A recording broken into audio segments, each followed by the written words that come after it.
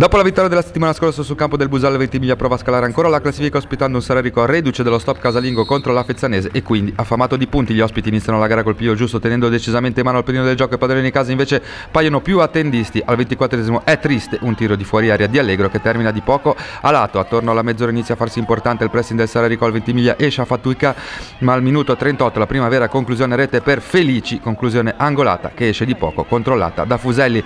Proprio al 45esimo la gara si sblocca per merito di Trotti che raccoglie un ottimo lancio di Allegro e batte Fuselli sul suo palo. Finisce il tempo con i Granata avanti 1-0. Al quarto minuto della ripresa una conclusione di Federico termina tra le braccia di Scognamiglio.